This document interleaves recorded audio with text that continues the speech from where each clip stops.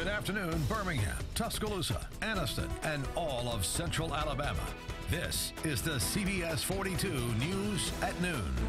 Good afternoon to you. Welcome to the CBS 42 News at Noon. I'm Jamie Langley. Happy Friday to you. New at noon today, a Coleman man is charged with bank robberies in Curry. The Walker County Sheriff's Office Facebook page says Walter Lumpkin, you see here, is charged with 2 counts of first-degree robbery. They say he's responsible for 2 armed robberies at the bank there. We're told that additional charges could be filed. New at noon, the Fairfield police chief says a man accused of shooting his father last night is now in custody. Police say Ira Jerome Smith shot his father in the stomach after a fight on Jerry Coleman Street, and Smith's father was taken to the hospital. We are working to find out more on how he's doing at this point. Breaking right now, 6 people escaped this house fire in Birmingham, and we're told that it was contained to 2 or 3 bedrooms. The Red Cross is now assisting that family. New at noon today, Birmingham police released the name of the man killed at Tom Brown Village. The shooting happened around 7:45 last night on 5th Court North. Police say 37-year-old Antoine Hawkins had been shot several times. If you have any information, please call Crime Stoppers. The number's at the bottom of your screen there. It's 254-7777. Also, new at noon today, we now know the name of a man found dead inside a car on Interstate 59. The Jefferson County coroner says 27-year-old Charles Lee Brown was found in the driver's seat of a Ford Explorer. Investigators believe Lee's car had been shot into, which caused him to hit a retaining wall on the interstate at 20th Street. But police are still looking for a possible suspect. Police say charges could be filed after a child accidentally shoots himself in Inslee.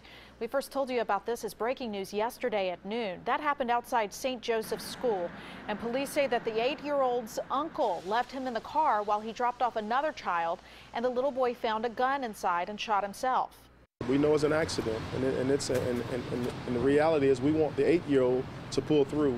But at the end of the day, you know, we really have to send a message to people saying, listen, you got to make sure you secure your firearms, because if not, something as tragic as this will happen. Police say that charges could be filed depending on the outcome of the investigation. And right now, that child is in stable condition. Developing right now, police in Paris are trying to figure out what led to a morning knife attack near one of the city's most famous cultural sites. We first told you about this as breaking news this morning. Well, we're told now that the suspect is alive but seriously injured. Police evacuated the area near the famed Louvre Museum this morning, just moments after a French soldier was attacked. Well, police say the incident happened at an underground shopping mall beneath the museum. And in the last few hours, we've also learned that a second person has been detained and an anti-terrorism inquiry has been opened into that attack. Happening today, it's another busy day for President Trump. He'll be meeting with his Presidential Economic Advisory Council, and Tesla CEO Elon Musk is set to attend that meeting. Now, Trump is then expected to participate in an executive order signing in the Oval Office. And then this afternoon, the president makes his way to West Palm Beach for his first trip to his Mar-a-Lago resort since taking office. Well, we continue to follow developing news from Washington, D.C. as President Trump's pick to head the Department of Education clears another hurdle in hopes of being confirmed. This comes as President Trump's plan to build a wall on the border with Mexico is facing major resistance. In a rare early morning session, Betsy DeVos' nomination reached the Senate floor, but Senate Minority Leader Chuck Schumer is calling his colleagues to vote against her. Meanwhile, a growing number of congressional Republicans are objecting to the cost and viability of Trump's plan to build a wall along Mexico's border. New at noon today, while President Trump's travel ban and immigration policies continue to draw in mixed opinions, 2 survivors of the San Bernardino terror attack are now commenting on his policies. Julie Paez was shot twice and had severe internal damage. She almost died. But in light of President Trump's travel ban, she says it would not have made a difference in preventing the attack in San Bernardino. I was shot by radicalized Muslims, and that is the truth. Unfortunately, one of them was radicalized here. He was, an American citizen who has a brother who served U.S. military. You wouldn't use the Westboro Baptist Church as a gauge for all Christians. I don't use ISIS as a gauge for all Muslims. Hal Hauser also survived that shooting, and he voted for President Trump, but both survivors believe the U.S. should not completely close its doors to those in need of a place to live. Well, turning now to weather, Storm Track meteorologist Ashley Gann joins us for our first check of our Friday afternoon forecast. And Ashley, we had a little bit of rain yesterday. It's pretty chilly today. What can we expect this afternoon? Yeah, temperatures are going to remain a little on the cool side today. It's going to be a little cloudy too, but we're seeing moments of sunshine. I do want to show you our Storm Track tower cam right now. This is a live look over Birmingham where we're seeing a thin layer of clouds. You'll notice if you look up, sure, it's gray, but it's one of those days where the clouds are thin enough to still allow for a bit of that sunshine to glow down on the city below. All right, here's a look at temperatures right now. 46 in Birmingham. You add in that wind in northwest, about 12 miles per hour. It's going to be brisk outside today. Slivers of sunshine up in Hamilton currently. Mostly cloudy in Gadsden. Temperatures there at around 50 degrees. That northwest wind's about 13 miles per hour.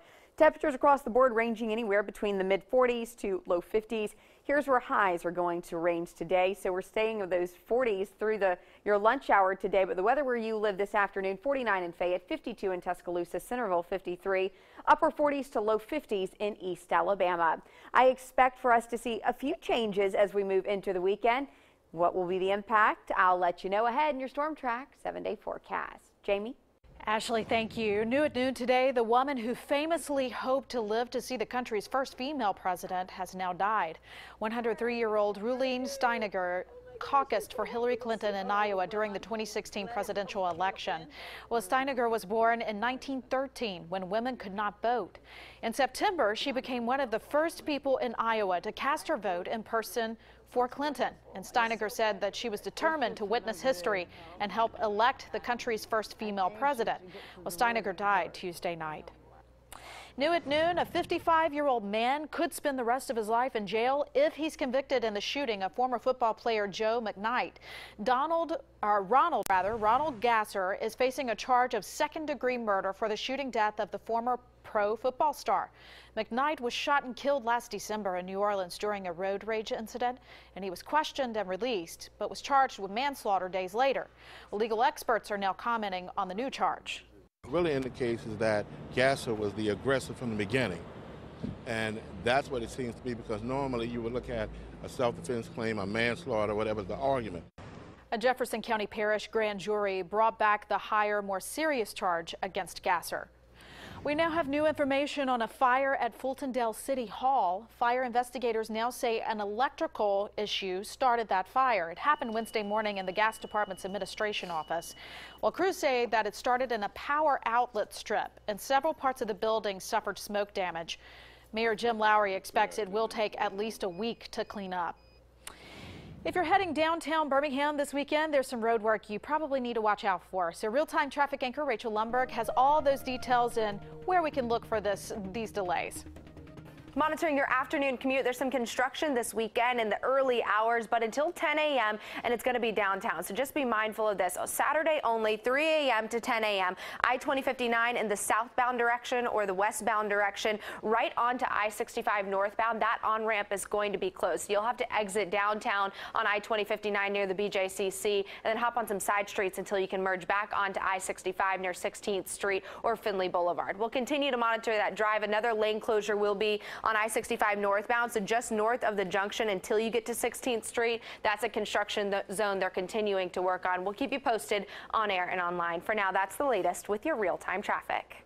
Happening tomorrow, if you're looking for a job, the Birmingham Barons are hiring. The Barons will host a seasonal part-time job fair at Regions Field. It'll be tomorrow from 9 o'clock in the morning until noon. It will be at the Diamonds Direct Ballroom on the second floor of the ballpark. And open positions include ushers, parking attendants, cooks, and more. You're encouraged to bring a resume and references to that job fair as well if you're interested.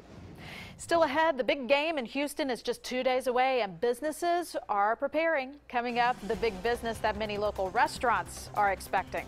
Plus, there are new numbers out on the economy. We take a look at them right after the break as well. Stay with us.